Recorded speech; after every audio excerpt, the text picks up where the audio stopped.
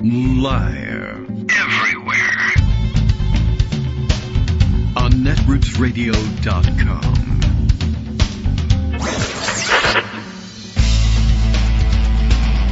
David Waldman. Kagro. In the morning. Now, here's David Waldman. Hey, good morning, everybody. How you doing? It is Monday, December 30th, 2024, and the big news on today's agenda, I guess, the death of Jimmy Carter. Everybody's talking about that, and lots of it, and lots of obituaries, a lot of obituaries that were written 10 years ago, by the way, which are being published today. And in fact, I am aware of at least 3 instances in which the obituary writers who have prepared Jimmy Carter's obituary have died before Jimmy Carter died before they could publish their obituaries of Jimmy Carter. A rather unique situation, but I guess it'll happen when you live to 100, which is rather amazing. So let's say everybody trading anecdotes about Jimmy Carter, stories about him, even Donald Trump, quite honestly, the most human and humane and I guess frankly presidential thing I've ever seen Donald Trump say on social media, because he's using Truth Social. He's not tweeting it.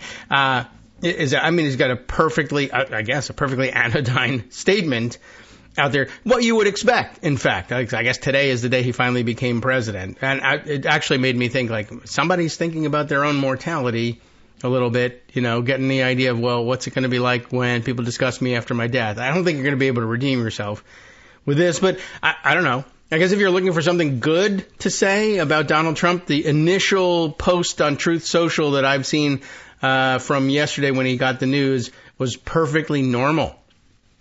So that was very interesting.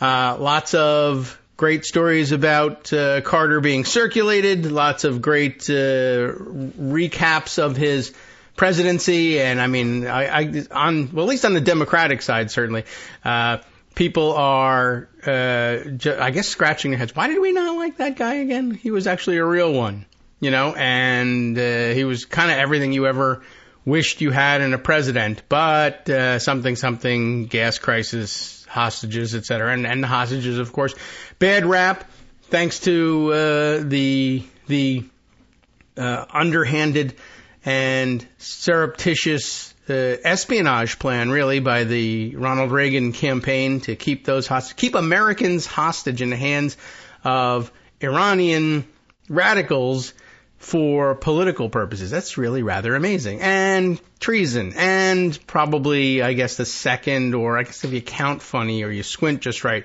third, maybe fourth president of the United States, Republican, all of them, who have really flirted with actual treason in my lifetime, which is fantastic. I guess it's my fault. It's my lifetime. Must be me. Anyway, been very interesting to see all the stories circulating about Carter and all the various feats of heroism, some of which were accomplished before his presidency. I always have been struck about the story about him on the nuclear submarine in crisis, which only leads me to stop and pause and say, that guy was a nuclear submarine engineer.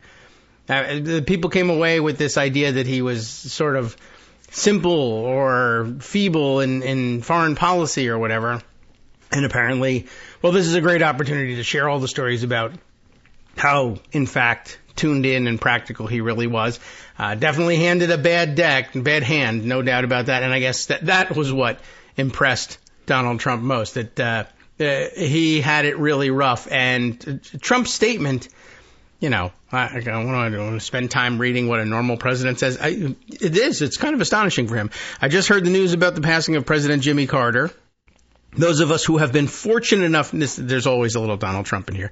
Those of us who have been fortunate enough to have served as president understand this is a very exclusive club, which is exactly how he describes everything. Everything is an exclusive club for him. Oh, I'm not even doing it in his voice because it doesn't sound like him. And only we can relate to the enormous responsibility of leading the greatest nation in history. Whatever. The challenge is Jimmy, faced as president, came at a pivotal time for our country, and he did everything in his power to improve the lives of all Americans. For that, we owe him a debt of gratitude.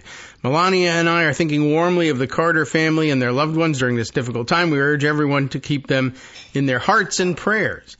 I mean, that's it. It's enough to make you think, well, who wrote that? Well, it probably wasn't Stephen Chung. He doesn't speak like that. He's got a new press secretary, apparently a young woman, apparently the youngest press secretary in history, as I've seen noted in passing. Not surprising that Donald Trump would go with the youngest woman ever to hold the job, but okay.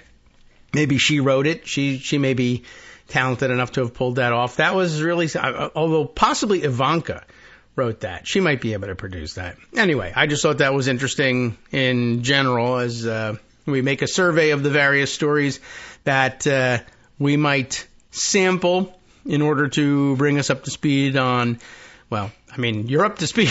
You're up to speed on Jimmy Carter.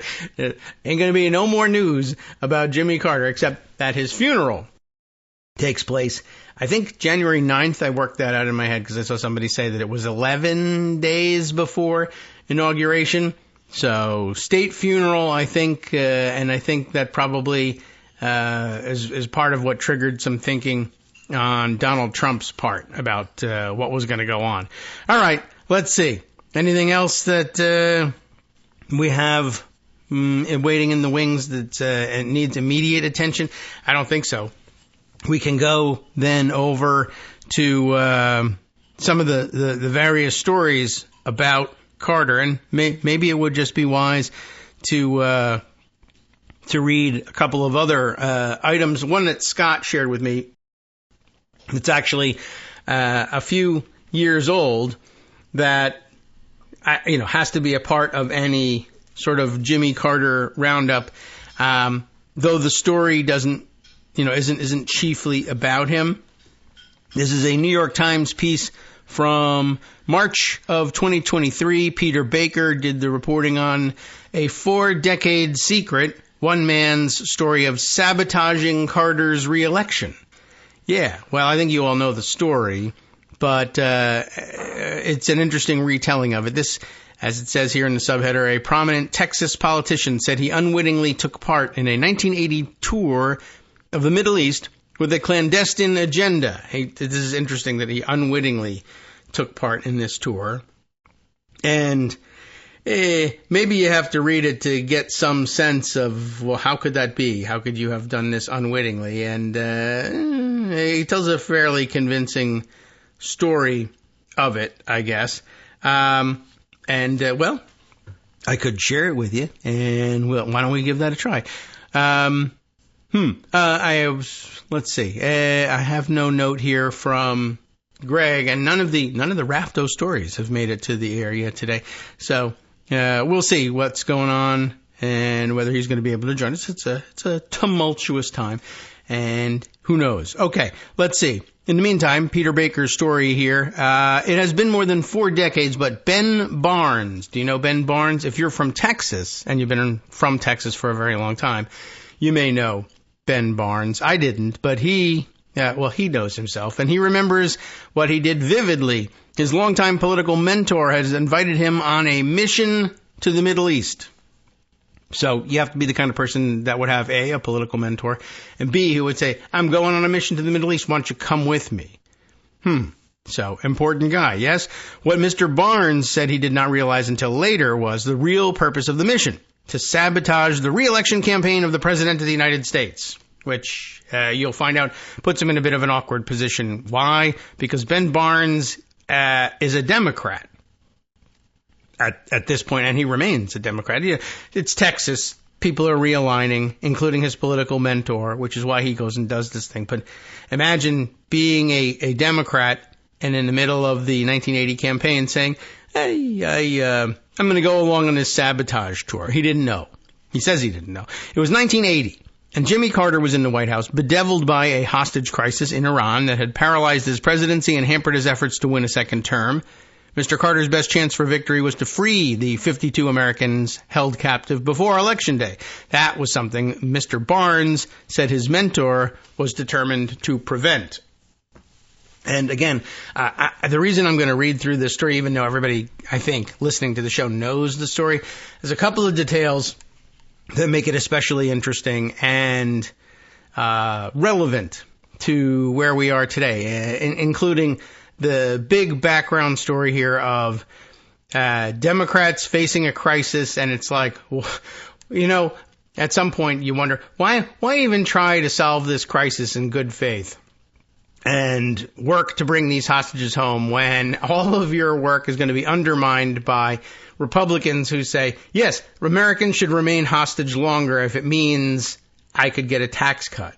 And that's exactly what I guess people didn't see it that way then, but I guess it's all been laid bare now, certainly by the Trump presidency, that you'll trade anything for a tax cut. That's very odd, to say the least. Anyway, so what's going on here? There's mentor. The mentor here in this case was John B. Connally Jr., a titan of American politics and former Texas governor who had served 3 presidents and just lost his own bid for the White House. Yes, in 1980, Connally ran for president, but on the Republican side of the ledger, and lost to Reagan, and then said, it's interesting, usually they're so bitter about the person who beat them in the primary that they're a little iffy about whether or not they're going to sign on and support that person in the general election, but not Connally. I guess Connally was convinced right away for some reason. And a former Democrat, Connally was, Mr. Connally had sought the Republican nomination for some reason in 1980, only to be swamped by former Governor Ronald Reagan of California. I don't remember whether Connally had switched before then or whether he just thought that the lane was closed to him because Carter was the president, but of course it didn't close the lane to Ted Kennedy, so I don't know. That doesn't make a great deal of sense to me, but that's the way it is. All right, back to the story here. A former Democrat, Connally had sought the Republican nomination, lost to Reagan. Now, Mr. Connally resolved to help Reagan beat Mr. Carter, and in the process, Barnes said, make his own case for becoming Secretary of State in a new administration. So that's what's of interest to him here. And let's see. Why is everything freezing up here? All right, here we go. What happened next, Mr. Barnes has largely kept secret for nearly 43 years. Nearly 43 years. Apparently, this story reveals that he's told some other people, but it just hasn't really gotten widespread attention. Everybody sort of thought they knew the story of what happened, and I guess we all came away with the understanding, well, somebody did something. I don't know who was doing the talking, and I don't know who exactly they talked to, but they clearly had the Reagan campaign reach out to Iran to try to delay the release of the hostages. It was as obvious as it could get, especially releasing them the minute after Reagan was inaugurated. Made it pretty obvious, but I guess the mystery was always who spoke to who. And now we have our answer. What happened next? Barnes kept secret for nearly 43 years. Connally, he said, took him to one Middle Eastern capital after another that summer, meeting with a host of regional leaders to deliver a blunt message to be passed to Iran. There were, of course, no diplomatic relations at that point. Don't release the hostages before the election. Mr. Reagan will win and give you a better deal. Does that not sound familiar? Then, shortly after returning home, Mr. Barnes said Mr. Connally reported to William J. Casey, the chairman of Mr. Reagan's campaign, and later, oddly enough, to go from campaign chair to director of the Central Intelligence Agency. Okay. Briefing him about the trip in an airport lounge. Mr. Carter's camp had long suspected that Mr. Casey or someone else in Mr. Reagan's orbit sought to secretly torpedo efforts to liberate the hostages before the election, and books have been written on what came to be called the October Surprise. But congressional investigations debunked previous theories of what happened. But just pause for a second and ask yourself, why was it the October Surprise if, in fact, the goal was to have the hostages released in January? Was it supposed to affect the outcome of the election? Yes. When does that take place? October? No, November. Why October Surprise? It's covered in the story, and many of you already know because you lived through it. But if you didn't, or you don't remember exactly why it was dubbed October Surprise. You'll find that familiar sounding too in just a minute. Mr. Connolly did not figure in those investigations, by the way, the ones on Capitol Hill. His involvement, as described by Mr. Barnes, adds a new understanding to what may have happened in that hard-fought, pivotal election year. That's some way of putting it. With Mr. Carter now 98 at that point and in hospice care, Mr. Barnes said he felt compelled to come forward to correct the record. History needs to know that this happened. Mr. Barnes, who turns 85 next month, said in one of several interviews, his first with a news organization about the episode, "I think it's so significant, and I guess knowing that the end is near for President Carter put it on my mind more and more and more. I just feel like we've got to get it down some way." Mr. Barnes is no shady foreign arms dealer with questionable credibility, like some of the characters who fueled previous iterations of the October surprise theory. He was once one of the most prominent figures in Texas, the youngest Speaker of the Texas House of Representatives, and later Lieutenant Governor. He was such an influential figure that he helped a young George W. Bush get into the Texas Air National Guard rather than be exposed to the draft, and sent to Vietnam. I mean, that was scary, true, but it's the sort of thing that, if you wanted to be president, probably should have been thinking about. Though, certainly everybody did everything they could to avoid it, and you have a better chance of surviving to become president and do good things, bad things, whatever, nothing, depending as the case may be, if you don't go there. Certainly there were Democrats, plenty of them, and one who was president who also made an effort not to be there. Just saying. But so that's it. Barnes was the guy who helped George W. Bush get into the Texas Air National Guard. Lyndon Johnson predicted that Barnes would become president someday. Well, he didn't. Confirming Mr. Barnes' account is problematic after so much time. Mr. Connolly, Mr. Casey, and other central figures have long since died. That's probably why he spoke out. And Mr. Barnes has no diaries or memos to corroborate his account. Clearly not a person who thought of himself with such importance that he thought he would become president someday. Those kinds of people apparently decide to keep diaries. But he has no obvious reason to make up the story and indeed expressed trepidation at going public because of the reaction of fellow Democrats. He never switched, right? Mr. Barnes identified 4 living people that he said he had confided in over the years. Mark K. Updegrove, I hope that's the pronunciation, president of the LBJ Foundation. Tom Johnson, a former aide to Lyndon Johnson, no relation there, who became publisher, this is a resume for you, became publisher of the Los Angeles Times, the guy who's the publisher there now sucks, and president of CNN. That, wow. Larry Temple, a former aide to Mr. Connolly and Lyndon Johnson, and H.W. Brands, a University of Texas historian. All 4 of them confirmed in recent days that Barnes had shared this story with them years ago. As far as I know, Ben has never lied to me, Tom Johnson said, a sentiment others echoed. Mr. Brands included 3 paragraphs about Mr. Barnes's recollections in the 2015 biography of Reagan that he wrote, but the account generated little public notice at the time. So at least in 2015, this story was published, and everybody was like, a bio of Reagan? No thanks, I guess. People read it, obviously, but yeah, I don't know. I guess it didn't strike them as super important. I guess more important was the idea that it happened at all. And I guess if they came to realize Connolly had done it, by 2015, there wasn't any Connolly to hold to account for it. Records, actually, at the Lyndon Baines Johnson Library and Museum confirmed part of Mr. Barnes' story. This is good sleuthing, if you ever were wondering what goes into reporting like this. An itinerary found this past week in Mr. Connolly's files indicated that he did, in fact, leave Houston on July 18th, 1980, for a trip that would take him to Jordan, Syria, Lebanon, Saudi Arabia, Egypt, and Israel, before returning to Houston on August 11th. Mr. Barnes was listed as accompanying him. Also just very interesting. Again, the kind of person who thinks they're going to become president, I guess, just keeps records like this. I keep records of things because I neglect to throw things out. But if anybody was ever trying to confirm where, again, I guess credit card records would do it, but that's not likely to show up in my presidential library, I would think. Anyway, brief news accounts of the time reported on some of Mr. Connolly's stops, with scant detail describing the trip as, quote, strictly private, i.e. a huge lie, I would say. An intriguing note in Mr. Connolly's file confirms Mr. Barnes's memory that there was contact with the Reagan camp early in the trip.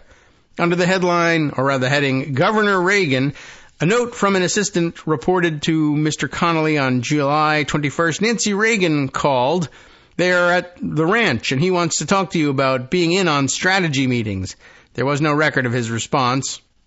Mr. Barnes recalled joining Mr. Connolly in early September to sit down with Mr. Casey to report on their trip during a 3-hour meeting in the American Airlines Lounge at what was then called the Dallas-Fort Worth Regional Airport. An entry in Mr. Connolly's calendar found this past week showed that he traveled to Dallas on September 10th. The search of Mr. Casey's archives in the Hoover Institution at Stanford University turned up no documents indicating whether he was in Dallas then or not. Mr. Barnes said he was certain that the point of Mr. Connolly's trip was to get the message to the Iranians to hold the hostages until after the election. I'll go to my grave believing that it was the purpose of the trip, he said. It wasn't freelancing, because Casey was so interested in hearing as soon as we got back to the United States.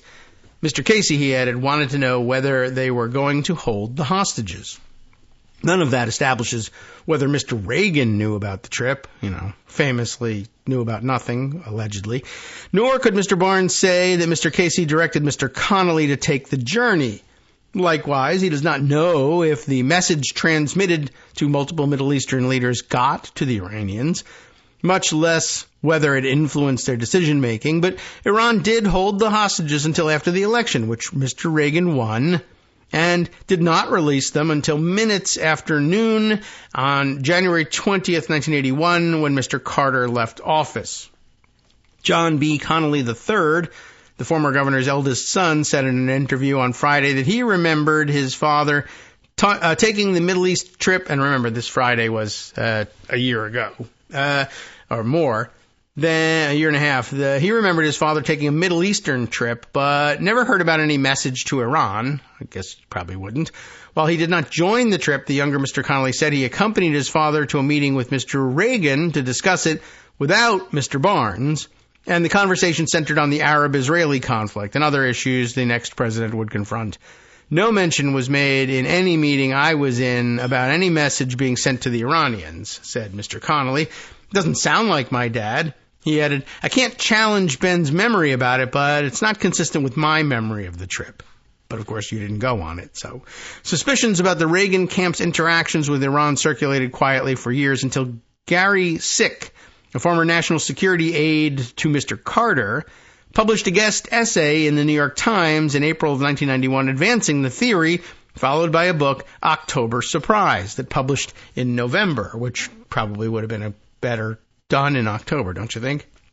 Anyway, so here's the story behind the term, which is what interested me so much, just because it feels like such an amazing parallel to what happens now with Republicans. The term October Surprise was originally used by the Reagan camp to describe its fears that Carter would manipulate the hostage crisis to effect a release just before the election, right? And, I mean, I don't know really why Carter... I mean, I guess that's the thinking among Republicans. But there's no real reason why Carter would say, well, we could free them in July, but don't do that. Let's free them in October so that everybody remembers and then, votes for me in the election the following week or 2 weeks later or whatever it is. And, I mean, I guess I could see that maximizing the impact of it, but I just can't see somebody like Jimmy Carter now, especially now that we're looking back and have read all the obituaries about exactly what kind of person he really was, if we don't remember. The idea of his saying, for political gain, I should delay that. They should remain in captivity until it's most convenient for me. I guess it's just not beyond anybody to consider, but it's most interesting that the Republicans seemed sure that that's what was going to... Carter's definitely manipulating the situation. I would. Hey, that gives me an idea. Where once again, every Republican accusation is a confession. Even in 1980, this is happening. If I were him, I would manipulate the release of the hostages for maximum political advantage. Do we know that he's doing that? Of course he's doing that. I would do it. He must be doing it. Let's do it. And we're right. We're justified in doing it because we know he's already doing it. And he wasn't doing it. It's amazing. Anyway, I just thought, really, that's the payoff of the whole thing for me, is to hear that story again, and just that Republicans have just never changed. And, of course, people pointing out, well, considering what else went into this package, well, first of all, we delayed the release of American hostages, treason by itself. Second, conducting foreign policy before you're authorized to do so. Not treason per se, but certainly illegal anyway, a violation of the Logan Act, I assume, right? Is the Logan Act like 100,000 years old, or was it passed after this? I don't know. But then, of course, the whole Iran-Contra thing. Well, what do they want in exchange for their cooperation on non-cooperation with regard to the hostages? Missiles. Selling Iranians missiles. Then taking the money and giving to the Contras. Holy cow. Another, there wasn't enough treason in the first part of this plan. Let's put some more in there to make sure that everybody knows. All right. And then, of course, was George H.W. Bush involved as vice president and former CIA director? Yes, no, maybe. I don't know. Other people, of course, then pointing out, oh, you're missing Nixon in Cambodia. Oh, right. There's also that. And then, of course, I don't know, the insurrection is like, how about 4 out of the last, how many of them? 5 Republican presidents involved in activities arguably amounting to treason. But, whatever. We're still an evenly split country and maybe even more Republican, yada, yada. I can't believe we're doing this. That is, I don't know, it's kind of amazing. So, all right, we'll pick up with the rest of the story and perhaps finish it out after the break. But really, we got to where I wanted to. Just the amazing thing. This thing is called an October Surprise. The name itself reveals the amazing terribleness. Hi, I'm Scott Anderson, the guy that writes the daily summary for this show, Kagro in the Morning. Thank you to everyone that supports this show. Many of you send donations through PayPal, Patreon, Square Cash, Radio Public, and so on. Some of you write your own essays and send them in, or read articles with your own commentary. We appreciate it. Now, some of you are listening to this and thinking, I'd like to help, but isn't there something I could do that wouldn't require money or effort? Why, yes, there is. You can just like us. On Daily Kos, they call it the recommend button. YouTube has a thumbs up. There are hearts and likes and love buttons. Tap our love button. Tap our love button every day. Share our shows and summaries on Facebook and Twitter, YouTube and iTunes, Stitcher and Amazon. Most of these places allow you to write a review, so a sentence or two would be great. Recommend us to social media, or tell your friends to listen to the show. You aren't just helping us, you're helping them find their new favorite thing to listen to. You could change the world. So thank you in advance from me and everybody else in the world. All right, welcome back now to the Kagro in the Morning Show here on Netroots Radio. Hey, by the way, I've been taken to task already on social media for saying something as ridiculous as, hey, that wasn't the worst statement I ever heard from Donald Trump. Yes, it is, essentially. I mean, it isn't. But I've got, let's see, can we stop giving a malicious narcissist the benefit of the doubt? He's not going to become humane or presidential. I didn't say he was going to become humane or presidential. I said he said one thing that was not horrific. And then I said on the radio, they didn't hear me say it. He probably didn't even write it. But anyway, so two malcontents who wanted to grouse about. So that's social media for you. And this surprises you? Yeah, I know. Everything's turning into the worst of Twitter. Eventually, it'll all just... Anyway, well, the prescription is to ignore that guy. So I guess I'll go ahead and do that. Anyway, back to the story. I just thought that was the most amazing part of it. And we ran out of time for me to, fulminate about exactly how terrible it was. But it just goes to show you that Republicans have been this way since forever. Certainly since Reagan. That's easy enough to say because there it is. But probably, most people would then point to Nixon. I have yet to find the person on social media who says, no, Woodrow Wilson, or I don't know, I guess he was a Democrat. Okay. McKinley is the worst. He's the guy that started this whole thing. Usually, if you say so-and-so is terrible and Republicans have been terrible since XYZ, then somebody says, I remember an earlier Republican who was also terrible. Anyway, that's social media for you. So back to the story, because we might as well finish it out. And I don't know. I guess this is not really. We could and should be reading the beautiful obituaries and tributes to Jimmy Carter, but this is the reason why. This is the story behind the reason why Republicans to this day still run around saying that Carter is terrible. And in fact, it makes Trump's social media post that much more remarkable. I note that at the beginning of the show, I got a message back channeled from Justice that indicates that MAGA types are, I guess they haven't read the thing, or they're stunned by it, or they're ignoring it. And this happens every once in a while. They break with Trump on certain things, but they seem convinced that Carter was the one who was the traitor to America and was an evil, horrible person. And meanwhile, he was like, everything that Christian conservatives ever said they wanted in a president, they just, except for what party he was in, I guess. And, whatever. They were handed a real one and they rejected him. Anyway, back to the story here. Right. So the term October surprise was originally used by the Reagan camp to describe its fear that Carter would manipulate the hostage crisis to effect a release just before the election. So not only is every accusation a confession, but also interesting that terminology coined by one side ends up getting turned on its head and then used by the other side. That just sort of reminds me of like the fake news thing when we finally started to discover the pink slime news channels. What was originally the original fake news, Central and Eastern European controlled websites that were mocked up to look like legitimate news sites that just made up crazy conspiratorial news stories, either about Hillary Clinton or wrote great things about Donald Trump or whatever, or advanced QAnon theories, whatever it was.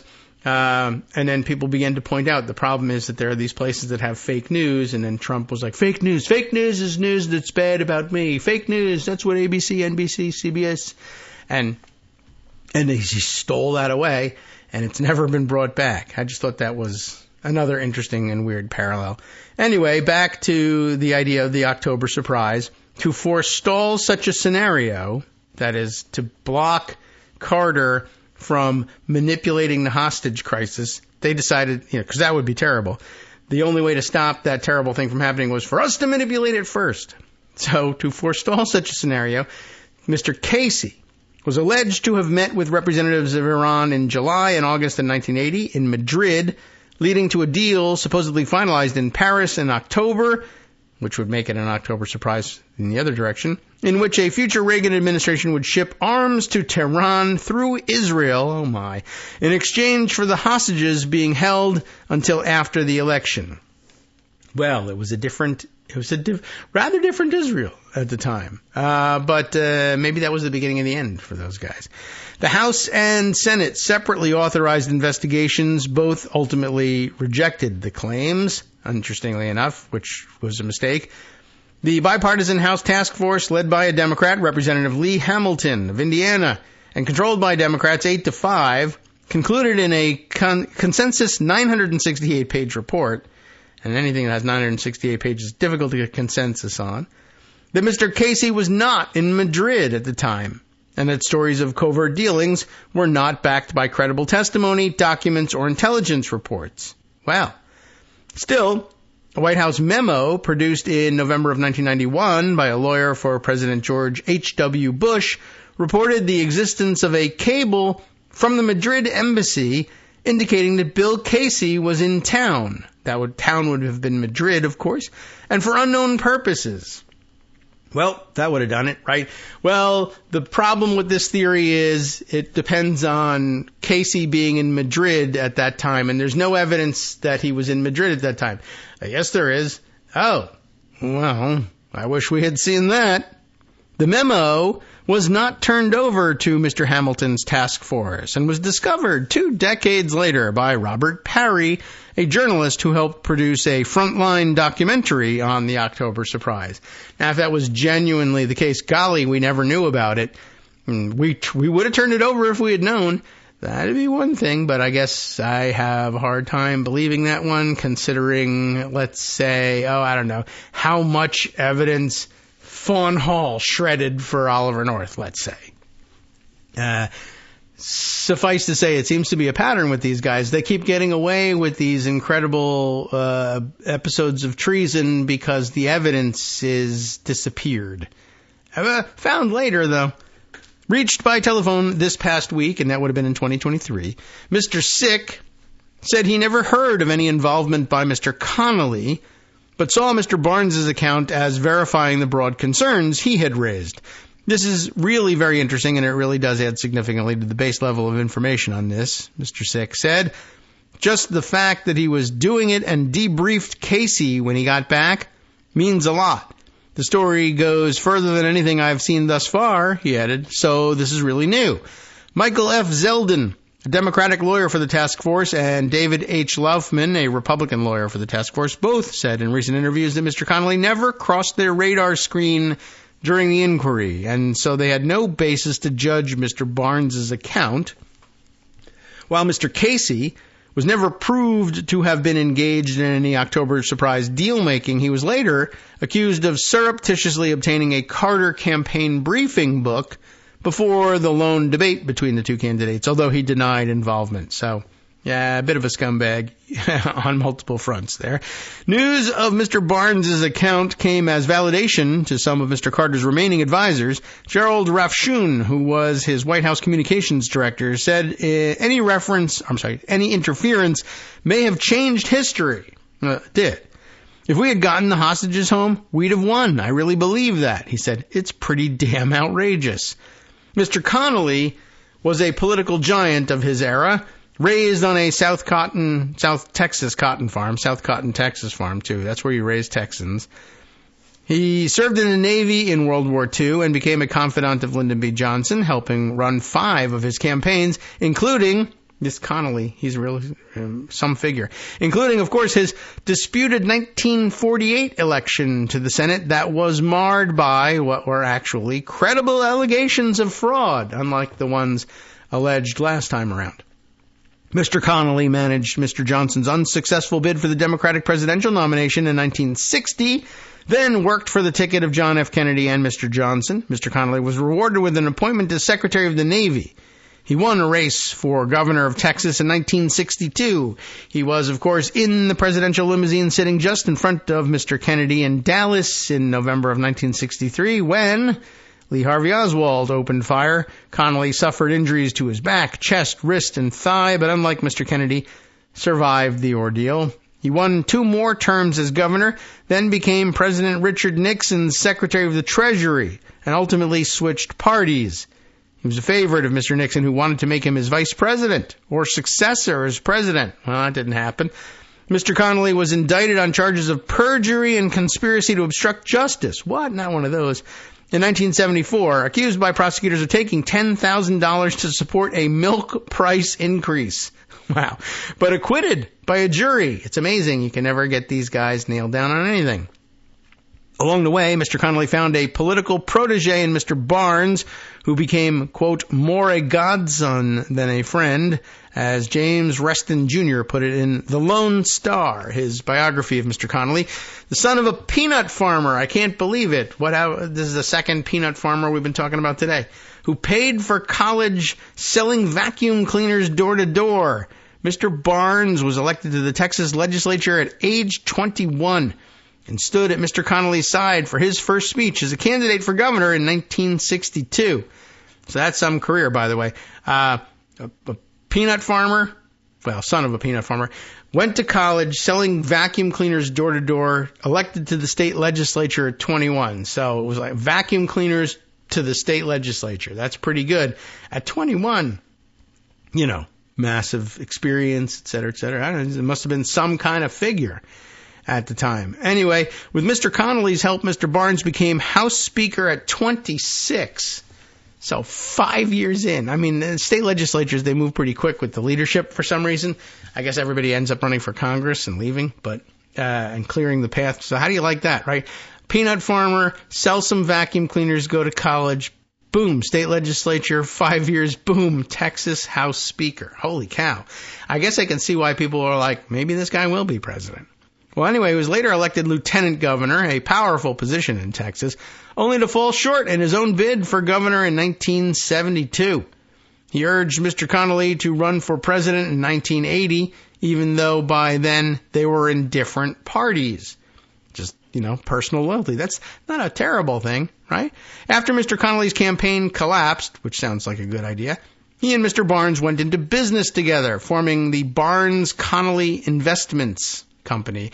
The two built apartment complexes, shopping centers, and office buildings, like Trump, except they actually built them, and bought a commuter airline, like Trump, and an oil company. I don't think Trump did that. And later a barbecue house. What?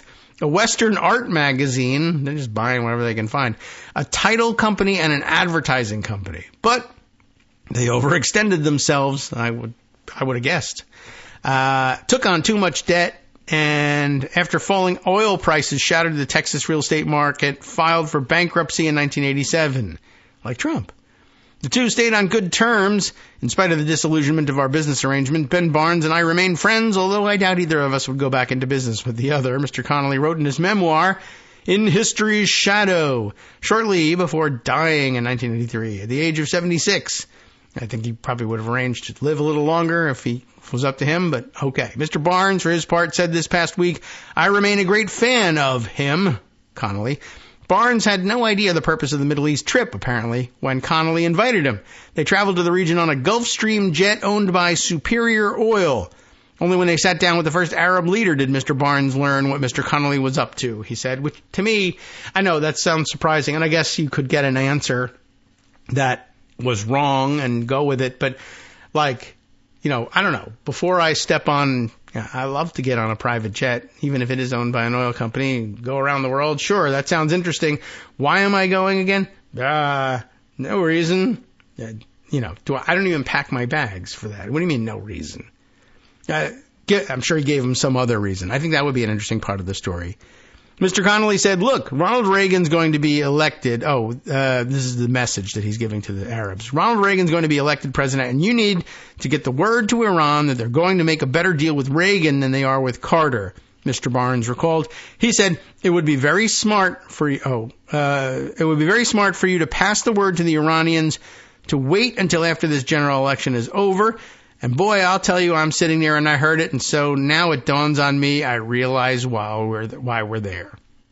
Mr. Barnes said that except for Israel, Mr. Connolly repeated the same message at every stop in the region to leaders such as President Anwar el-Sadat of Egypt. He thought his friend's motive was clear. It became very clear to me that Connolly was running for Secretary of State or Secretary of Defense, Mr. Barnes said. Mr. Connolly was later offered Energy Secretary, but declined. That's pretty interesting, too. Energy Secretary, that's oil, right? No, it's nuclear energy. Oh, well, all right. Then I declined. Unlike the ones in the Trump administration who said, no, it's not about oil. I didn't hear you. I'll take the job. Mr. Barnes said he did not reveal the real story at the time to avoid blowback from his own party. I don't want to look like Benedict Arnold to the Democratic Party by participating in this, he recalled explaining to a friend. Oh, well, too late. The headlines at the time, he imagined, would have been scandalous. I did not want that to be on my obituary at all.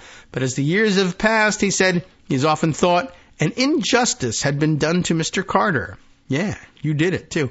Discussing the trip now, he indicated, was his way of making amends. I just want history to reflect that Carter got a little bit of a bad deal about the hostages, he said. He didn't have a fighting chance with those hostages still in the embassy in Iran. Oh, well, interesting that he says he didn't really have any foreknowledge of what the trip was going to be about. I wonder what they did tell him in order to get him on the plane. And then, I guess at that point, well, this is my ride home, so I guess I'll just keep on keeping on here, and I really do like John Connolly, even though he's switching parties, or has already switched parties. I don't know. It's really kind of an amazing story. And I mean, we all knew that somebody was doing this talking. It's amazing that they never figured out who in all of this. And it's also kind of interesting to see Connolly having engineered this. You'd think you could ask for anything you wanted from the Reagan administration. And just like the Trump administration, they were like, you've already done the thing we wanted, so screw yourself. I mean, you want something here? Energy secretary. No, I wanted Secretary of State or Secretary of Defense. Yeah, well, no. So again, I switched parties. I pulled for you. I even went and did this treason for you. And what do I get for it? Well, energy secretary is not nothing. Yeah, but I mean, that's not the price of treason. Well, I'll tell you what you're getting for your treason. Nothing. Also a good lesson in what it's like to deal with Republicans. All right. So it was a bit of a one-off. This version of the morning recap of the Jimmy Carter news.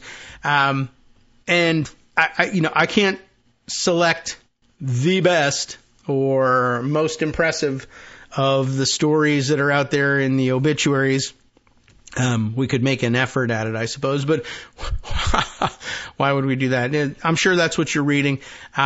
It really is rather amazing. And some of the stories I've heard, some of them I haven't in the past.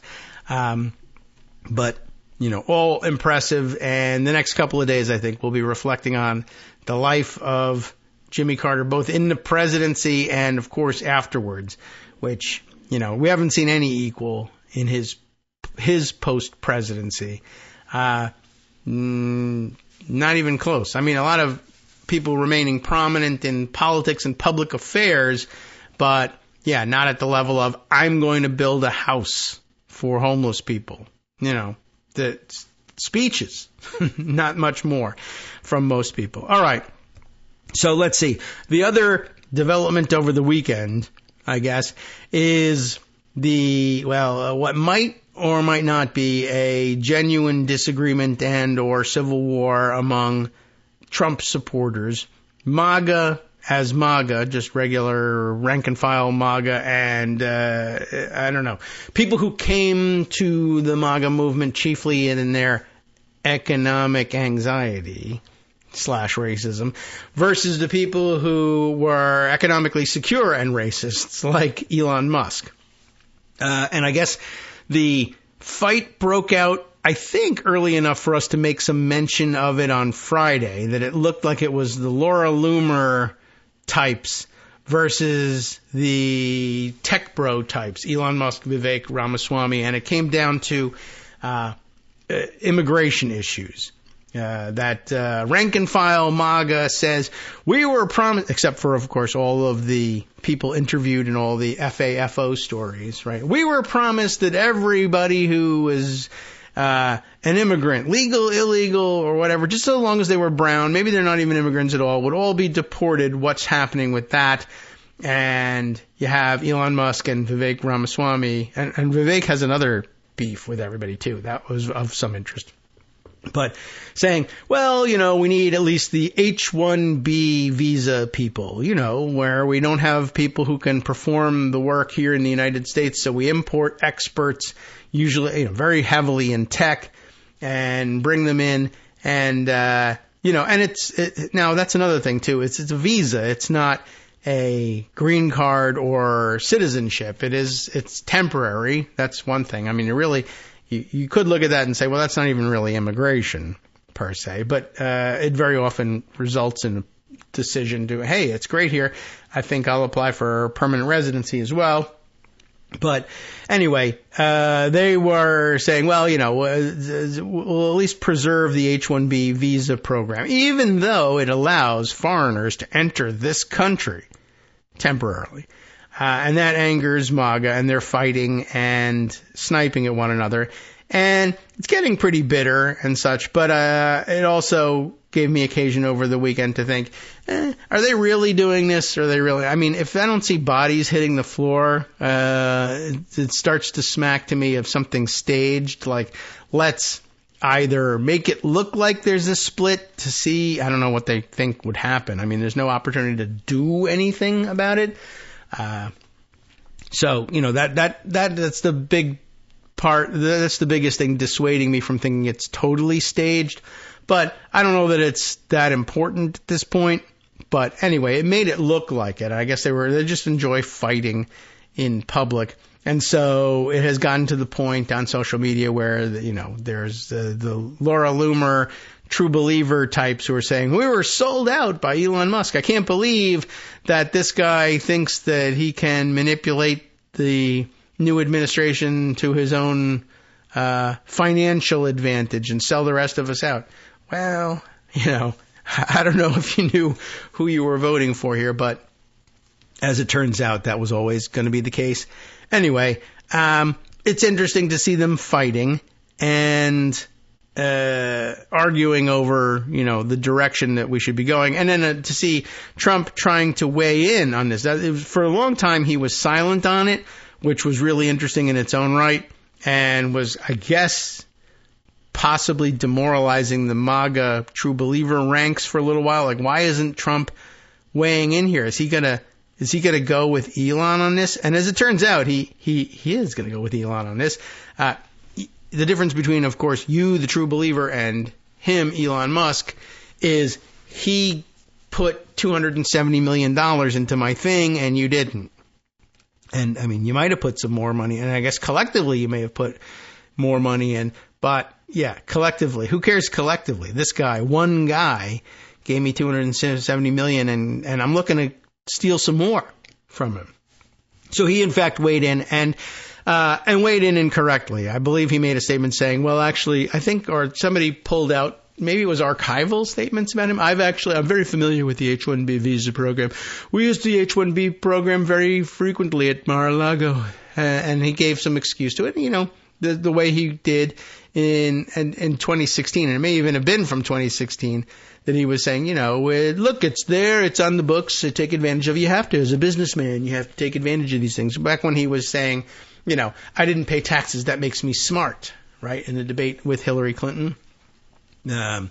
Anyway, so, I mean, he certainly confessed to using it, and he does. He fills, Mar-a-Lago is almost entirely staffed in the dining room anyway, and during the season, as they say, if you're that kind of weirdo down in Florida. But all foreign workers, all brought in, and I guess the kicker of it is he's not actually talking about the H-1B visa. The Trump organization very infrequently uses the H-1B visa. That's for highly skilled tech workers. He uses the H-2 visa, I think, which is for unskilled workers, as they call them. Although, I think they would all dispute with you how much skill is involved here. But bringing agricultural workers as necessary, but also the waiters, cooks, bus boys, etc., that he uses in the dining room, all imported and, of course, all undercut local labor. But, anyway, I'm very familiar with the H-1B program. We use it all the time. No, you actually don't. So, anyway, he's come down on the tech bro side on that. The New York Times covering that story this way, just so you know. Trump weighs in on immigrant visa debate, but offers little clarity. I can't believe it. Getting little clarity from Donald Trump. He said in an interview that he had used the visas for skilled workers, quote, many times, but he's mainly used visas for unskilled workers, like housekeepers. Which, again, that's a skill, but we call that unskilled for some reason. Anyway, Ken Bensinger did this reporting just the other day, 2 days ago, the 28th. Skip the formalities. Trump appeared to weigh in on Saturday on a heated debate among his supporters over the role of skilled immigrant workers in the U.S. economy, saying he had frequently used the visas for those workers and backed the program. I have many H-1B visas on my properties, he told the New York Times. I've been a believer in H-1B. I've used it many times. It's a great program.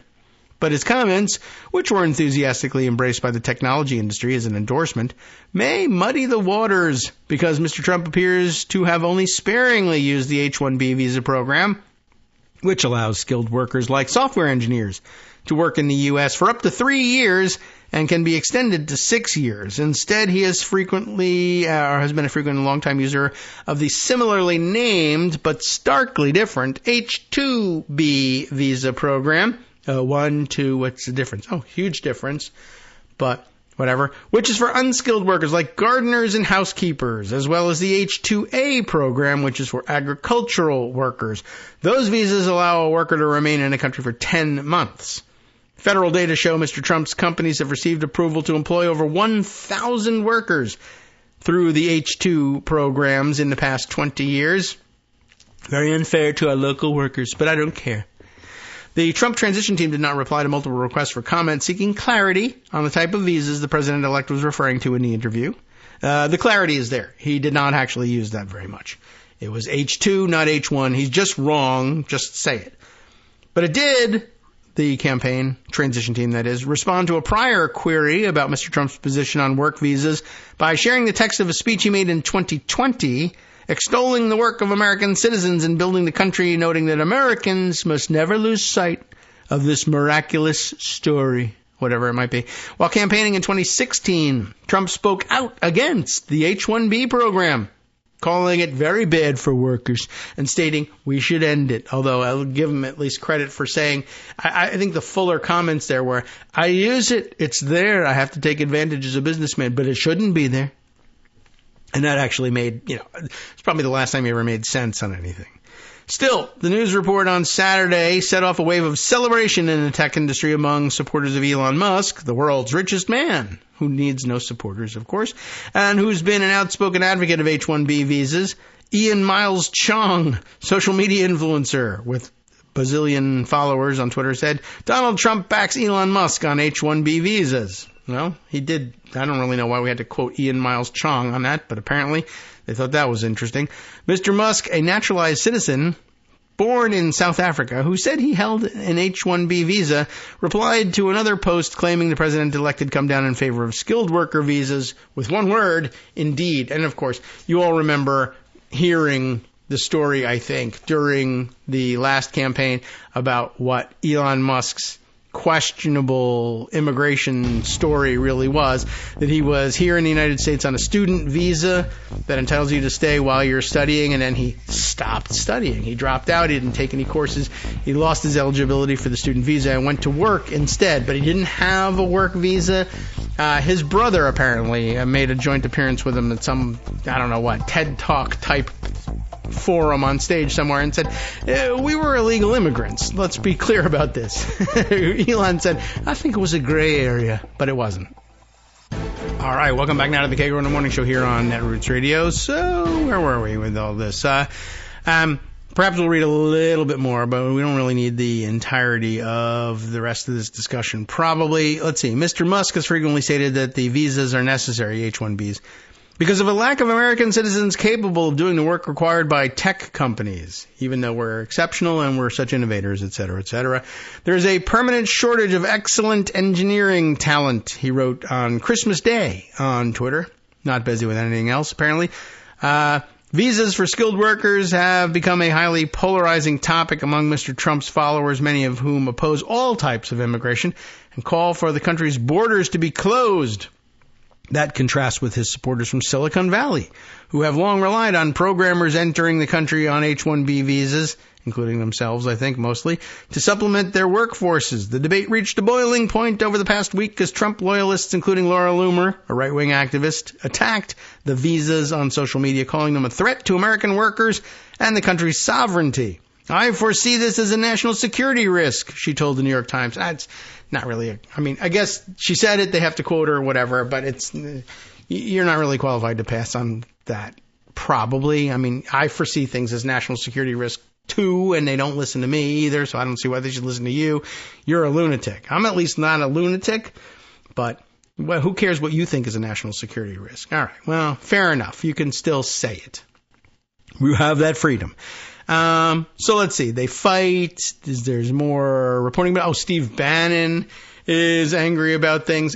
He also, I think he's on the Loomer side on this one, which is pretty funny, and has been saying that Elon's a toddler and yada yada, and I don't really know what's supposed to come of this thing. But at any rate, I don't know. That's happening. There's more discussion about who used what kinds of visas, etc. Suffice to say that Trump confused the issue and probably had no idea what kind of visas. He likely has no idea what sort of visas he's using. There's H1, H2. Aren't they the same? Why are they both H if they're not the same? Right? It sounds actually like the bird flu numbers as well. I don't understand why we're giving bird flu these special visas. We want bird flu out of the country. I imagine him wondering. But okay, so there we are. The fight is going on. And he's doing nothing to clarify it, but, they have to sit there and pretend that maybe the Trump organization did use a lot of H-1B visas. They didn't? Oh, well, they used at least some, so we can't say he's a liar. I think they needed one for like a programmer at one point in their financial division, but that was what saved him from just being completely wrong about this, I guess. All right. Let's see. What else do we have to add to this? Right. What was this about? And is this was this the reason I had that story about him intervening in the fight? I think so. Brendan Nyhan was, commenting on just other things that happened over the weekend that involved Trump. Between this and intervening in the immigration story, and also, he includes a link to the story in the Washington Post. Trump team says Canada, Greenland, Panama comments are part of a broader plan. Not everyone is convinced, says the subheader. And I guess Brendan Nyhan isn't convinced. And neither will you be if you sit and listen to what this report has to say. But Nyhan kind of sums it all up. He just says, come on. As always, here's a quote from the piece about the saber rattling about territorial expansion. The quote that he grabs here is somebody saying, this isn't just slapdash. There's a coherent connective tissue to all of this, said the official, who spoke on condition of anonymity because they were not authorized to discuss the matter publicly. Once again, more anonymity granted to people whose comments inure to the benefit of the person they're being asked to comment about. If you're thinking of granting anonymity to somebody who's saying that what the administration or the next administration, incoming administration, says is true or good, if they won't go on the record for that, there's probably a bad reason for that, right? Why do you have to hide your name for praising Trump? And if that's the case, you're probably lying and we don't need your quote. But I don't know. That's for some reason that has never really registered with the journalists. Trump, goes on to say, knows what levers to pull and what guardrails there are, and he's in a position of power to utilize those levers. I can see why Brendan Nyhan is disturbed by this. He says, look, this former official doesn't think Trump is playing. The former official said he doesn't think Trump is playing the sort of three-dimensional chess people ascribe to a decision like this. This is a different person now. He's quoting. Okay. And this person you want to have anonymity for. He's just saying, oh, come on to this idea that this isn't slapdash. It's coherent connective tissue. Now, why does he say, oh, come on? Because there's another former official who says, I don't think Trump's playing three-dimensional chess here. More often than not, he's just eating the pieces. And that's probably really it. And then once again, another area, not 5D chess. 5D even, eating the pieces. And what was the pieces? This time he says he's doing the same with the immigration debate. H1, H2, HB, HA, I don't know. I use them all. They're great. Also, I hate them. Right? There's no grand strategy going on here. So what about, we might as well have an update on Canada, Greenland, Panama, etc. Is there a coherent thing? Well, it's coherent in the sense of let's grab all the land that we can because that looks tough and very strong, very strongly strong. But other than that, I don't think so. I think rationalizations can be constructed after the fact. The Panama Canal thing, national security because yada, yada, yada. And we got to have the ability to, move ships from one ocean to the next. Okay, understand. By the way, got further update from David Paquette about the difference between the Panama Canal and the Suez Canal. Suez Canal doesn't have locks, apparently. I just dig a hole through the land there, and there's no change in elevation, so you don't need the locks to raise the ships up and down. But very straightforward canal, the Suez. Tricky one in Panama. Anyway, so... what about Greenland? Again, also, is he watching The Diplomat? Did he see that there's strategic importance for deterring Russian nuclear submarine surges? No, because he's pro-Russia, so I don't know. But, more to the point, probably mineral exploitation, perhaps anti-China influence, like the Chinese, as they are around the globe, but particularly in Africa, doing development deals anywhere they can in exchange for control of the ports that get built. Why not grab some up in Greenland as well and maybe use it as a base for Arctic exploitation as well? I mean, there could be reasons, but I doubt very much that any of the people who truly understand what those reasons are and think of them in serious ways are like, well, the answer to that is buying Greenland. Nah. Probably looking for some other route. Anyway, here's what the paper has to say. Jacqueline Alemany and Kat Zakruski are my best stabs at those names in the past several weeks. And before he has been sworn in for a second term, President-elect Donald Trump has threatened trade wars with both of the United States' closest neighbors, mused about taking over Greenland, blustered about bringing the Panama Canal back under American control, and suggested making Canada the 51st state. They weren't interested, but he has suggested that. Less than a month before his inauguration, Trump, who vowed to end foreign wars and made peace through strength a rallying cry of his 2024 presidential campaign, but might also have been lying, is crafting an America First foreign policy defined by antagonism toward U.S. allies and adversaries alike, centered around dreams of territorial expansionism and channeled through the president-elect's braggadocio. Trump's pre-presidency tactics regarding Greenland, the Panama Canal, and the United States' closest neighbors aren't likely to result in massive change. I guess not. Canadians and their political leaders are unlikely to prove receptive to dissolving their country. And U.S. lawmakers have not broadly expressed willingness to absorb Canada as a new state. This is really some credulous reporting, too. I don't know whether they thought that was funny or whether they thought, well, we better cover all our bases, and ask members of Congress, does anybody have a bill for how to make Canada into a 51st state? If not, then maybe Trump's not serious about it. Well, it's an approach. Greenland's prime minister has said the island is not for sale, and Panamanian President Jose Raul Mulino said that, quote, every square meter of the Panama Canal and its adjacent zone belongs to Panama and will remain so. Well, I don't know if I love that construction, but all right. For any other modern president, especially one who campaigned on ending wars, not starting them, threatening to encroach on allies' sovereignty would be extremely unusual. But U.S. foreign policy during Trump's first term was marked by near-constant departures from diplomatic conventions, you might say, and prior international commitments, and defined by unpredictable and at times hostile political and economic brinkmanship with traditional partners and enemies across the globe.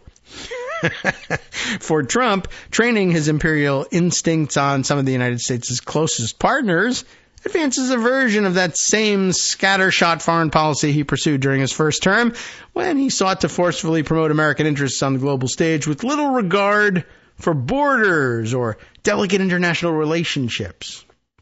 Why don't you justism as foreign policy? Trump's team insists that his recent comments are part of a broader strategy. And here's where the BS comes in. Greg wasn't here today to say That's it, but bullshit. That's how we all feel about it. The world leaders are flocking to the table because President Trump is already delivering on his promise to make America strong again. Trump transition spokeswoman Anna Kelly said in a statement. Why hide, right? She says who she is. When he officially takes office, foreign nations will think twice before ripping off our country. America will be respected again, and the whole world will be safer.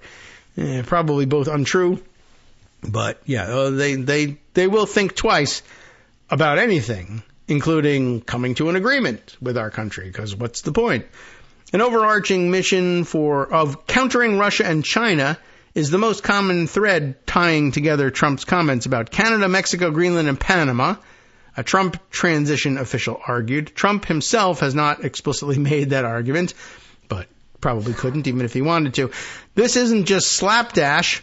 There's a coherent connective tissue to all of this, said the official, who spoke for some reason on condition of anonymity. They say what the condition is. It's they're not authorized to discuss the matter publicly. Well, for one thing, you probably shouldn't. But for another, yeah, again, like all you're doing is praising the incoming group. I can't discuss the matter publicly. I guess you're fired if you speak to the press. It could be a real thing in the Trump or in any transition team, I guess. But I mean, why? I don't know. I think you should risk it, quite honestly, and say, look, if you are going to say that the incoming administration really totally has its stuff together, what are you worried about? Earlier this month, Canadian officials announced a plan to increase spending on border security and use canine teams and artificial intelligence, to intercept illegal drugs. Is that who are they pleasing with that one? I'm not sure. The transition team has pointed to that announcement as an early indication of the success of Trump's strategy. I guess if the idea is, we're going to use canine teams and AI, I don't know why AI, to intercept illegal drugs moving from Canada to the United States, I guess then you say, okay, well, that's a good thing. We want less drugs coming into the United States. I don't know whether that's what they're saying. They may be saying, yeah, we think the incoming president is on drugs, so we need to stop American drugs from entering Canada. And, increasing spending on border security, again, could be like, they keep saying they're going to, turn us into the 51st state. Maybe we should increase our border security. I don't know what they're doing, but I don't know. And I'm sure, honestly, if they were defensively raising their border security, I would send the note nonetheless to the Trump transition team. We're increasing border security in cooperation with you. It's not what we're doing, but that's what I'm going to report to you. Not everyone is convinced, as it turns out. That was in the subheader. Former Representative Carlos Curbelo, Republican of Florida, told MSNBC this week that Trump's messages could, quote, deteriorate relationships between the United States and other countries. That can happen, which could make it more difficult to build international alliances in the future. These kinds of insults could provoke them into a confrontation with the United States, or just make them unreceptive, I would say, to anything we have to say. Noting it's unlikely that it would be a military conflict, there is a risk here, even if it's a negotiating tactic. Trump's focus on the Western Hemisphere, as opposed to Russia and China directly, indicates that he's less convinced we can determine national security outcomes in other theaters of the world, where the U.S. has less influence. According to Ryan Berg, the director of the Americas program and head of the Future of Venezuela initiative, a famous initiative, at the Center for Strategic and International Studies. I'm sure it's a real and robust initiative. It's just, what? Anyway, that's the best spin, I guess, that you can put on it. So Ryan Berg is trying to treat it professionally. The reason that he's focusing on the Western Hemisphere, like the Monroe Doctrine, as opposed to Russia and China directly, is he's less convinced we can determine national security outcomes in other theaters of the world. Traditionally, that might be my analysis. But my current analysis is the reason he is focusing on the Western Hemisphere as opposed to Russia and China directly is that he actually is pro-Russia and maybe even a little pro-China as well, even though the current political situation is such that you can get away with being pro-Russia, but you have to pretend you're anti-China. But he keeps inviting him over for beautiful chocolate cake, so I don't know. I mean, what's the point of saying I'm going to be aggressive with China, but I'm in love with the North Korean dictator? What he's doing, the reason if he's focusing on the Western Hemisphere, and I'm not certain that he is just like looking around and saying, I'm going to beat up whoever's nearby. He's focusing on the Western Hemisphere because he can see it, and that's the hemisphere he knows about. And whatever. But he's not focusing on confronting Russia because he's not going to confront Russia at all. And he's not confronting China because he's ceding this stuff to them. And he's trading them, Chinese trademarks for his kids for do whatever you want. Do whatever the hell you want, unless everybody pays protection to me. On Sunday, while announcing Ken Howry, a co-founder of PayPal and former U.S. ambassador to Sweden, as his pick for ambassador to Denmark, Trump emphasized his desire to take ownership of Greenland. What? I guess that's normalization and sane washing right there, right? Yeah, I expressed my desire to take ownership of Greenland. I expressed my own interest in taking ownership of the galaxy. Sure. Why not? I'll take it. Anyway, it points out that Greenland is the semi-autonomous Danish territory. That's why, Denmark, Danish, where the United States maintains its northernmost air base. For purposes of national security and freedom throughout the world, the United States of America feels that ownership and control of Greenland is an absolute necessity, Trump wrote on his social media network, Truth Social. That's a little bit more than saying, I expressed desire to take ownership of Greenland. No, there's supposed to be, he sane washes himself. It's a national security and freedom throughout the world. So we're definitely going to do that. Trump has actively pursued the idea of buying Greenland since at least 2019, when the then president pushed his top aides to look into the process of acquiring the world's largest island, whether buying it would be legal, who cares, and where money to purchase the vast icy landmass might come from. The idea came from an old friend of Trump, Ronald Lauder, an heir to the Estee Lauder cosmetics fortune, who pitched him on the plan at the outset of his first term. And honestly, it's interesting that Trump didn't go here, right? It was pitched to me. The idea was pitched to me by a very, very wealthy friend of mine, a wonderful individual, and he says to me, "Why don't we buy Greenland?" And I said, "You're rich. Why don't you buy Greenland? You an idiot." All right. Well, anyway, I think I disguised that well enough. What kind of idiot he was. I don't know. Where's the money going to come from? I don't know. Billionaires keep coming to me and saying they want to buy. They think I should buy Greenland. I meaning the country. Okay. Although it sounds, quote, a bit hilarious, unquote, the island's strategic importance has been a long-standing issue in U.S. foreign policy, and Trump's announcement was, quote, not unexpected. Wait a minute. Yes, it was. Based on his past positions. No, everybody thought, oh, yeah, he forgot about that. That was so dumb and crazy. It was a one-off. No? Oh, you expected him to bring it up again? How come there was zero mention of it in your campaign then? Because it's a bit hilarious and crazy.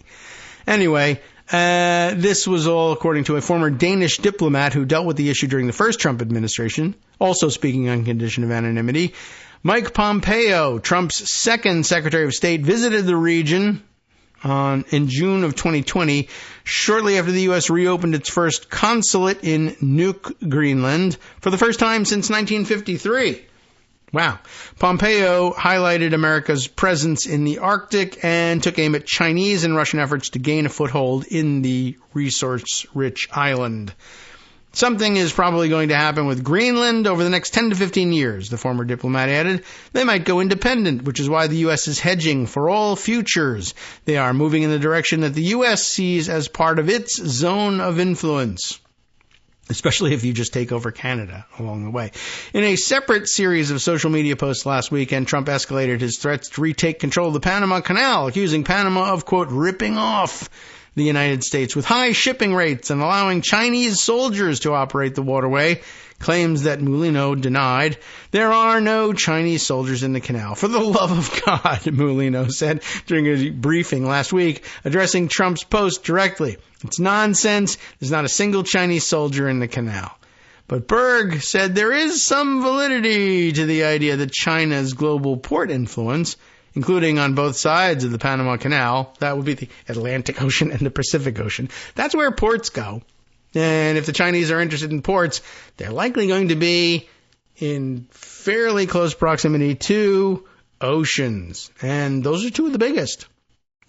So, anyway, yes, their influence is expanding around the world. There is worry about Chinese influence on the canal and the reliability of U.S. operations, Berg said. It could be one of the main routes to deploy U.S. naval vessels from the Atlantic to the Pacific in a contingency situation where we have national security interests such as Taiwan. Yes, of course, we do maintain fleets in both oceans at all times for the reason that, we want to have fleets everywhere at all times. I mean, and by the way, it could be one of the main routes between the Atlantic and the Pacific. Really? You're kidding. Of course. Trump's obsession with the Panama Canal is long-standing, allegedly. I have not heard this.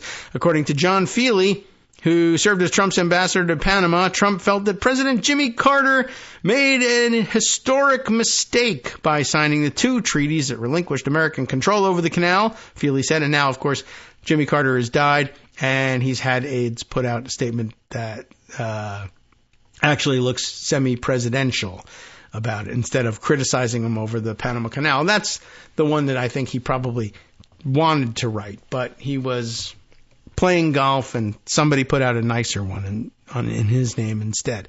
When Trump raised the matter during his first meeting with then President Juan Carlos Varela in 2017, Varela responded with a non sequitur about Syria, interestingly enough, managing to avoid an escalation of the topic. According to Feely, the tiger doesn't change its stripes. He's got a history with these ideas, and these are not coming out of nowhere, Feely said. They are coming out of nowhere, but I mean, he does have a history. And Donald Trump thrives on chaos. He loves to be the agent of chaos. He feels this kind of disruptive approach to international affairs makes him and the United States strong. It's very much the Nixon uncontrollable madman theory, Feely continued, referring to the Nixon administration's strategy of cultivating an image of a volatile and unpredictable president to intimidate and destabilize adversaries.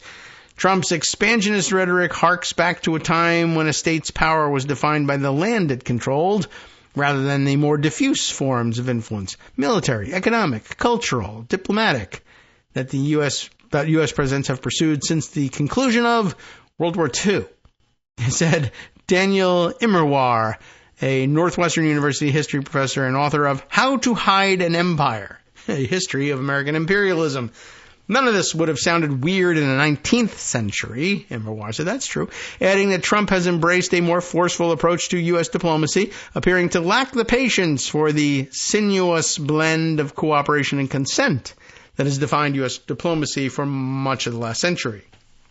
Again, none of this would have sounded out of place in a century where, this happened all the time.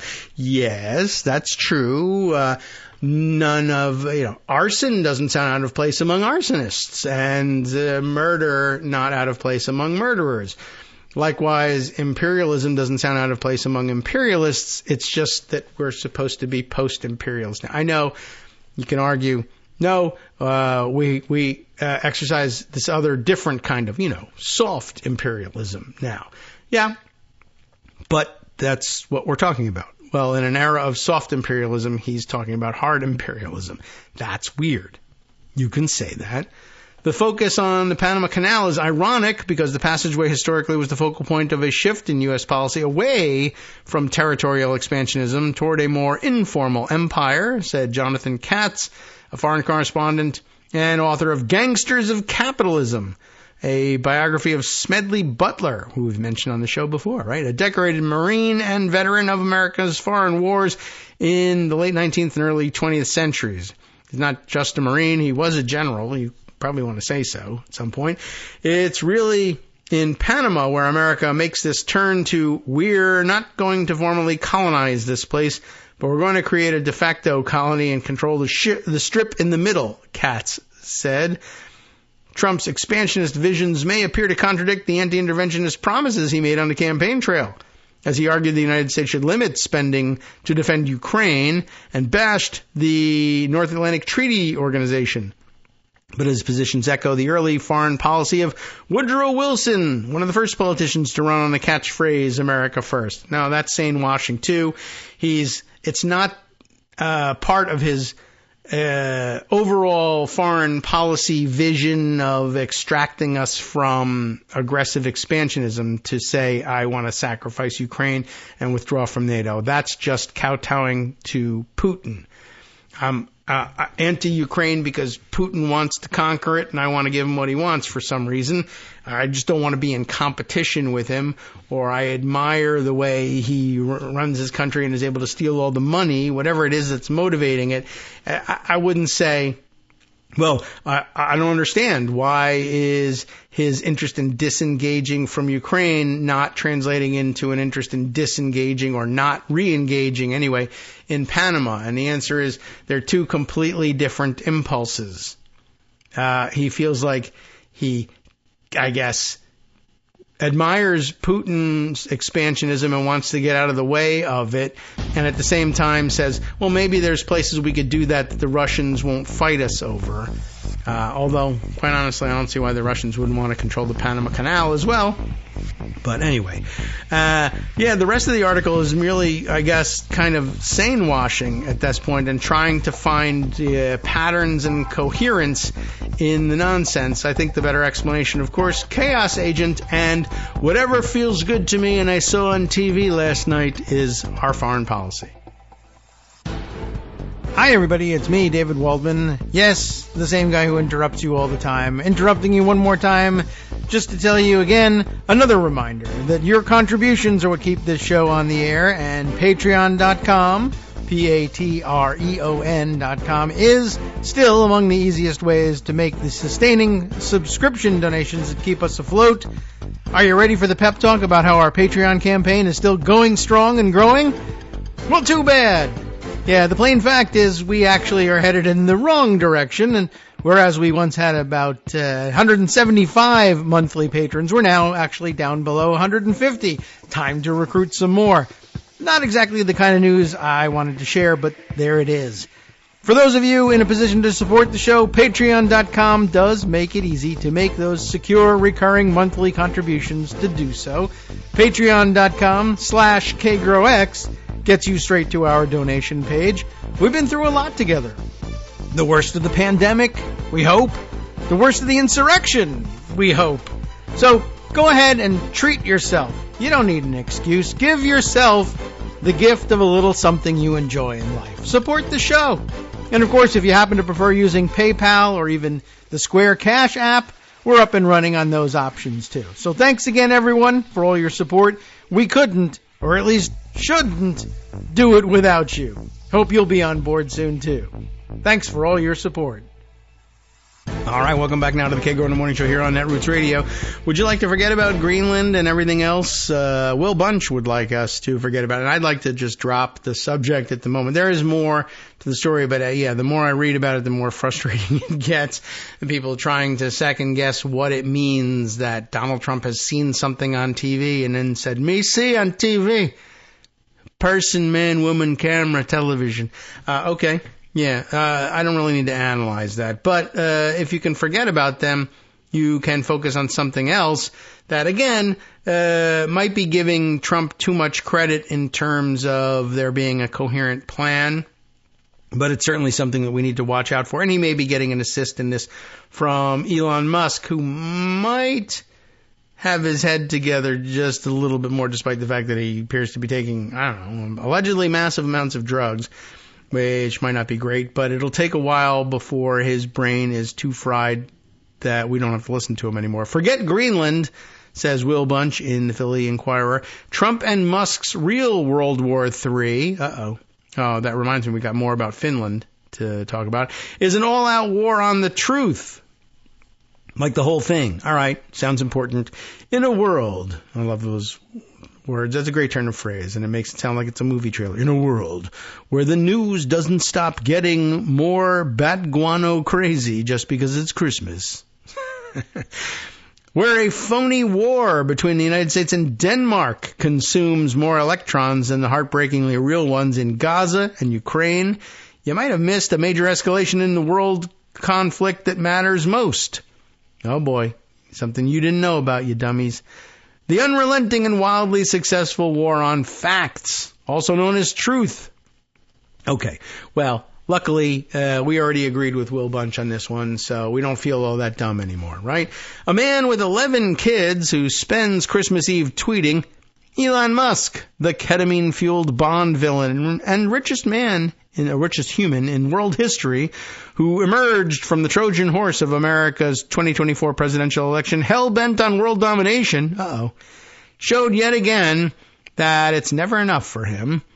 Sure, his $44 billion dagger into the heart of the U.S. political conversation by buying flawed but freewheeling Twitter and turning it into a right-wing cesspool called X helped drag Donald Trump over the November 5th finish line. But what about those pesky pockets of fact diggers and truth tellers that he hasn't bought or destroyed yet?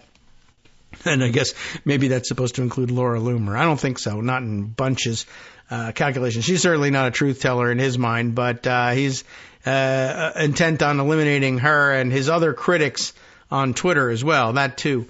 I think we got to talk about that on Friday. Anyway, we'll stick with this subject. No wonder the $436 billion man, wow, it's up to 436 now, wants to crush Wikipedia. Yearly budget, it says parenthetically, $177 million. Again, I encourage you all, perhaps you want to throw them a couple of bucks before the year ends. Wikipedia, of course, the nonprofit internet encyclopedia that uses a messy but open and democratic editing process to grind toward truth. That's a good point. Musk, whose feuds with a website where he can't buy and bury details from his anti-Semitic tweets to allegedly asking a SpaceX employee to have his babies, are not new, and fired off a series of new salvos, though. Stop donating to Wokepedia until they restore balance to their editing authority, wrote Musk atop a tweet from a right-wing font of disinformation called Libs of TikTok. You know who she is. IRA chick. In typical fashion, Musk's case against the Wikipedia Foundation was based on a gross misrepresentation of its budget, a claim that its efforts to ensure unbiased political entries in contentious far-flung elections or to build a less sexist encyclopedia are proof of the MAGA movement's chief boogeyman, DEI. Oh my, that probably deserves some dramatic music. Musk, who basically set more than $30 billion on fire by deliberately destroying Twitter's once high valuation, although you can afford to do it, has also offered $1 billion for Wikipedia, although it's unclear whether he actually wants to own it or just change its name to a second grade level penis joke. Hey, come on now, all penis jokes are a higher form of comedy, don't you think? The world dictator of disinformation wants to devalue reality-based information any way he can because, as Wikipedia beat journalist Stephen Harrison wrote in 2022, the site, quote, occupies what appears to be an increasingly rare internet niche, a place where billionaires cannot purchase their preferred version of events, nor own the means of conversation. The good news is that Wikipedia is not for sale. At least they keep saying so, but I don't know that they're really not. I don't know who owns it. But anyway, but that's cold comfort in a multiple front battle for truth that Musk and Trump, tag team Legion of Doom in their kayfabe-laced information wrestling mat, are body slamming everywhere else. Boy, lots of figurative language there. With little fanfare, the recent Musk-initiated, Trump-enabled assault on the federal government funding deal managed to shut down a $61 million a year U.S. State Department office set up in 2016 amid the first wave of Russian election interference that employed 120 people to combat foreign-generated disinformation. We heard that story. You know, the kind of folks who might prove, let's say, useful during the next time Russia shoots down a commercial jet. We forgot to discuss that. That's right. And its civilian passengers and tried to pretend it's a bird strike, or when it tells black Americans in Milwaukee to stay home on the next election. But to President Musk, these U.S. diplomats were interfering with the only guaranteed constitutional right that matters, their right to tell lies. This significant surrender on the war against propaganda and the campaign against a holdout pocket of resistance in Wikipedia got scant attention in the mainstream media that was decimated both morally and economically over the course of 2024. Instead, the scribes at the New York Times, Washington Post, and elsewhere were on the scavenger hunt for a new batch of shiny objects planted by the nominal president-elect. Wild threats to take over the Panama Canal and Greenland and maybe even Canada. Forget Greenland. My strong and maybe naive hunch is that Denmark's vast mineral-rich Arctic territory won't prove to be 2025 Sudetenland. But Trump's blustery and out-of-left-field pitch for American Lebensraum is important as the leading edge of Team MAGA's real World War III against any consensus on objective truth. Much like the global upheaval of the 1940s, the real Trump-Musk war is already well underway, waged in every possible theater. In a world where content is king, Trump and his Lion King hyenas alliance with billionaire oligarchs has now bought and ruined the most prominent real-time information exchange in Twitter turned X. In the most prominent, the information exchange in the form, I guess, of Twitter, now turned X, while fighting relentlessly to destroy traditional newsroom or network journalism through lawsuits, licensing threats, or nonstop verbal attacks on Musk-owned X or elsewhere. I'm sure that even the late, great George Orwell would have been amazed and impressed at the ways that Trump and Musk have been able to portray these crusades as a battle for free speech, rather than the mother of all conflicts to destroy it. Here, too, we saw a watershed moment this past week as Trump and a lawyer for his incoming administration filed a brief with the Supreme Court to undo the ridiculous looming ban on the Chinese-owned social media app TikTok. A colossal blunder by Dems, by the way, led by President Joe Biden, but that's for another day, though there is a link to that story. And yeah, although speaking of the TikTok thing, I feel like I was, am I wrong in the impression that Trump was initially in favor of the TikTok ban because he thought it would, hurt China on one of the days where he was supposedly being anti-China? But, and I guess the colossal blunder here is that Democrats said, yeah, let's do that. And now, of course, Trump has positioned himself in a way that he can, or he's attempting to try to become the savior. Of course, TikTok was a big source of disinformation that helped his campaign a great deal as well. Although it was initially looked like TikTok was going to be a potent anti-Trump force during his first administration, which is also part of the reason why I thought he was in favor of shutting it down. The K-pop TikTok kids really took him to task during his first administration. But then TikTok turned into another fount of right-wing disinformation, especially among the Latino voting population, as it turned out. And now he wants to save it. And some people just like watching dumb videos, so he's going to swoop in at the last minute and save it. More on that, perhaps, in a few minutes. TikTok, or today's TikTok, ironically, seems a lot like pre-Musk Twitter. Sorta. A wide open frontier of information that can be fake or scammy, or bitingly real, mixing dude bro Trump agitprop with vital pleas for sanity and truth. But it's smart politics for the president-elect to position himself as TikTok's savior, and that's because in the big picture, TikTok is part of the unreality-based world that flourishes from your uncle's Facebook feed to YouTube influencers to the supermarket checkout line. The toxic miasma that got a convicted felon reelected by the most uninformed electorate in modern U.S. history. While championing TikTok, the MAGA movement has worked with remarkable success to undo a movement for professional, trained fact-checking that arose after the 2016 tsunami of disinformation.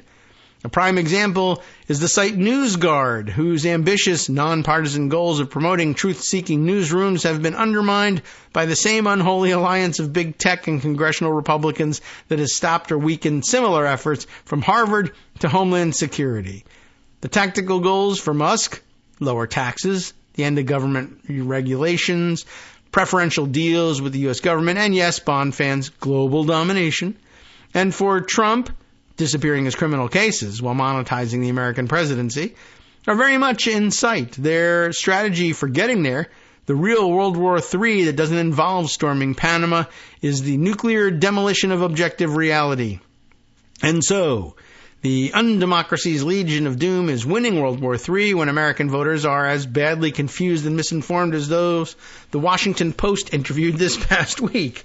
The Trump voter Lori Masura of Newcastle, Pennsylvania, we read her story, who barely subsists largely on Social Security and food stamps. She said, "I think he knows it's the poor people who got him elected. So I think Trump is going to do more to help us." This, as Musk, Vivek Ramaswamy, and their faux commission called Doge is scheming to somehow slash $2 trillion from the U.S. budget. They're winning their World War III when the elite media takes seriously Trump's obviously fake bluster about taking over Canada or lowering grocery prices, or that Trump invented the word groceries. Or when ABC News owning Disney Corporation grovels with $15 million for a Trump library grift, or when owners of a major newspapers spike pro-democracy editorials or invent insane contraptions like a bias meter. That's happening out at the LA Times. And the less that the media or citizens who prefer to live in a reality-based world fight back, the worse things are going to get.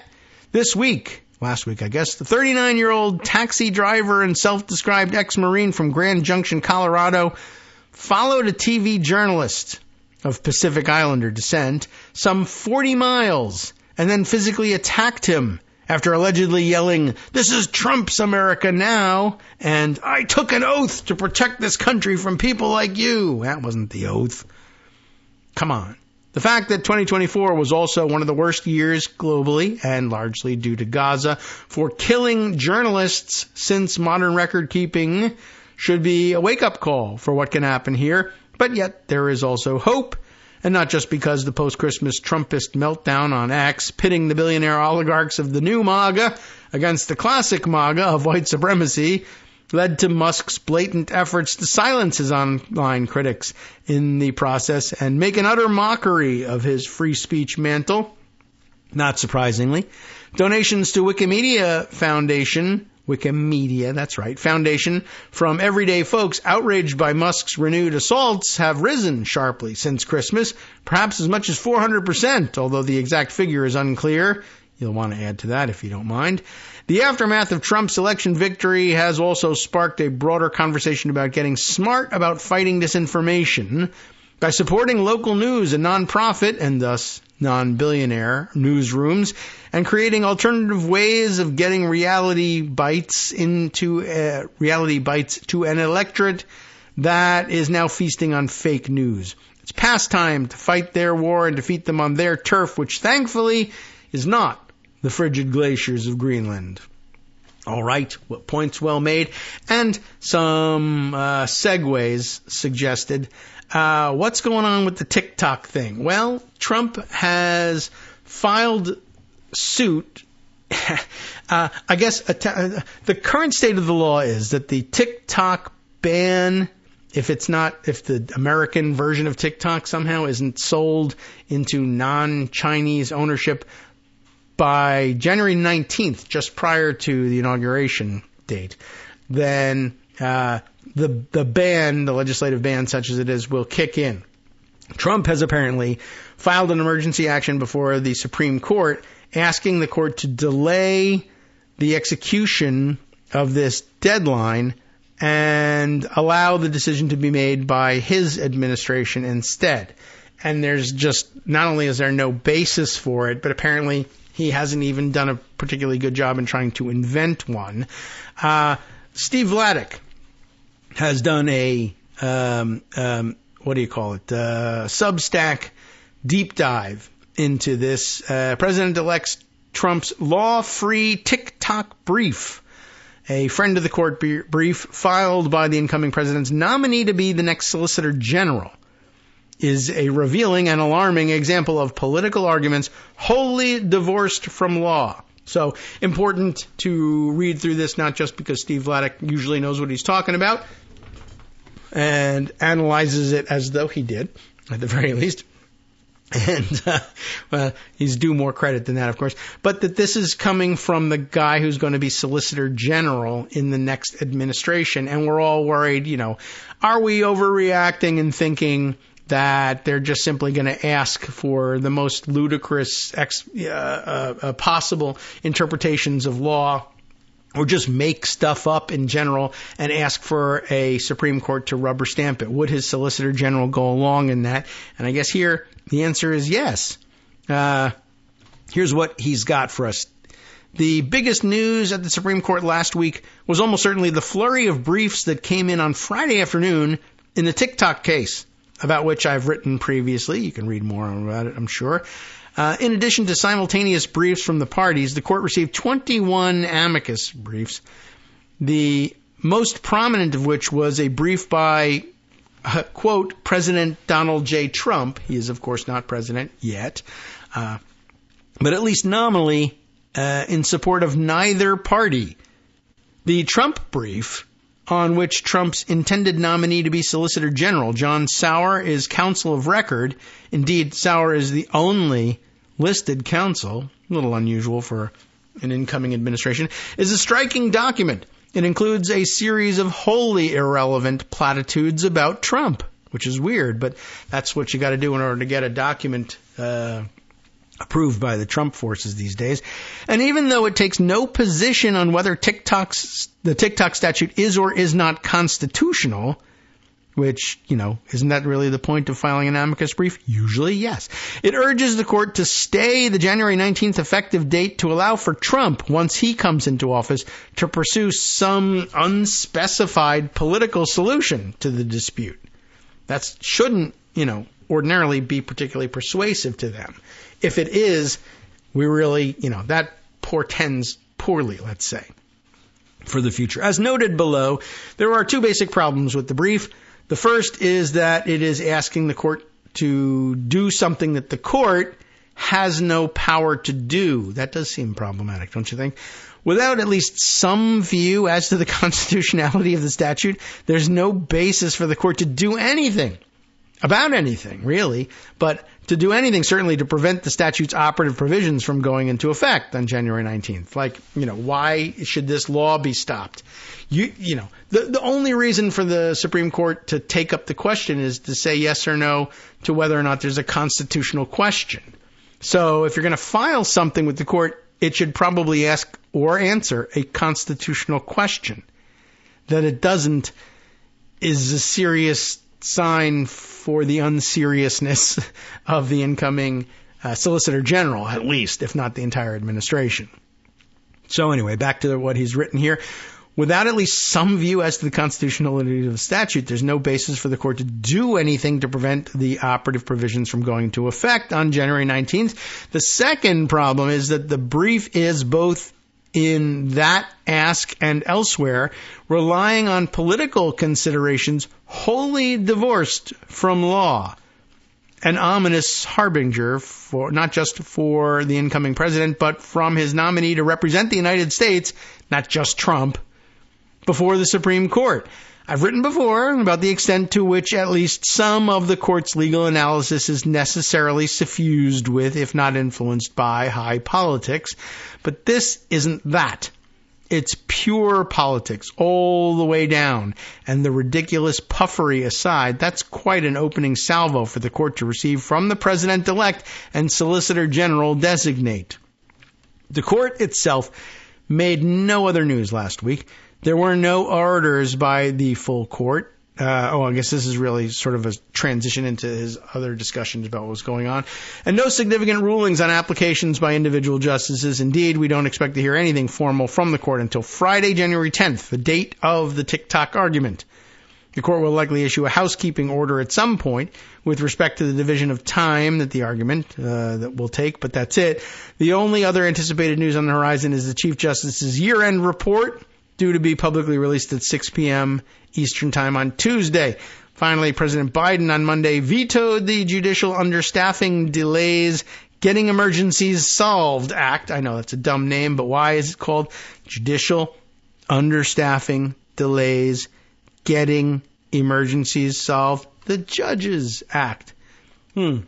In last Thursday's bonus issue, he notes, I wrote about why I think the veto was an unfortunate development for the court and court reform conversations. All right. So, also very interesting. Let's see. Let's dive in, though. He heads back to the TikTok case and why this amicus brief is so weird and dumb. As I noted in my first post, he says, about the TikTok case, the basic issue before the Supreme Court is whether Congress violated the First Amendment when it prohibited U.S. companies from providing support for TikTok if it is still controlled by Chinese owners as of January 19th, 2025. The statute at issue channeled constitutional challenges to the law into the D.C. Circuit, a 3-judge panel of which unanimously upheld the statute. on December 6th, and then refused to provide emergency relief while TikTok and some of its creators appealed that ruling to the Supreme Court. TikTok and a group of creators then sought both emergency relief and plenary review from the Supreme Court. The problem for emergency relief, as I've explained, is that the court couldn't block the statute on an interim basis unless its constitutionality or unconstitutionality was, quote, indisputably clear.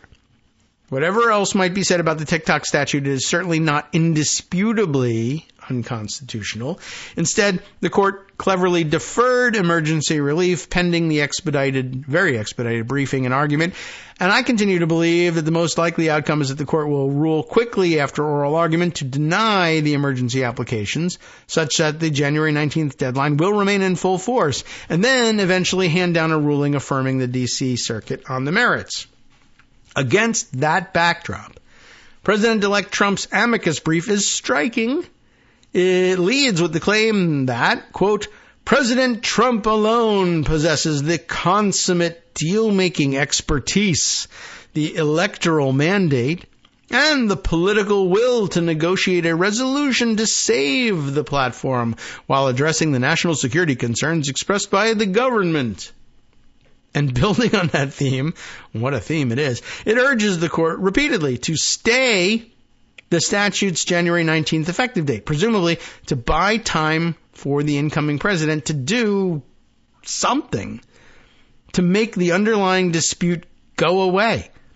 The brief is rather coy about what exactly that something might be or when it would happen. 2 weeks, very soon, very short period of time.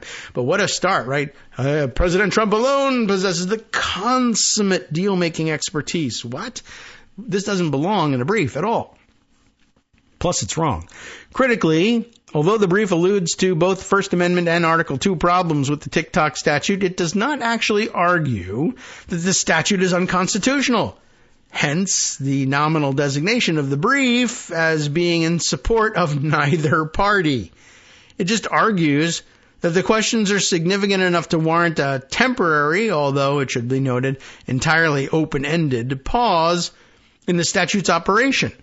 To me, there are 3 separate issues with the brief, each of which warrants at least a bit of explication. First, the brief's law and authority-free ask. That is, first and most importantly, the brief asks the Supreme Court to do something it just can't do.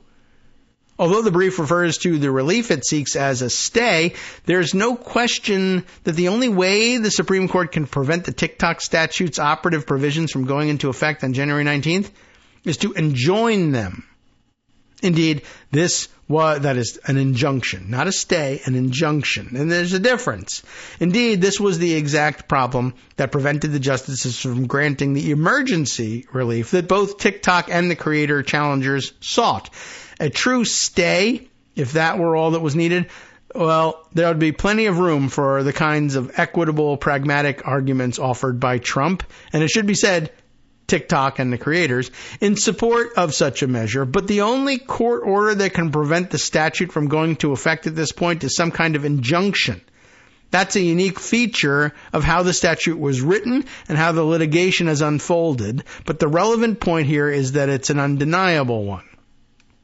To be sure, the Supreme Court can enjoin the statute if it believes that the statute is unconstitutional.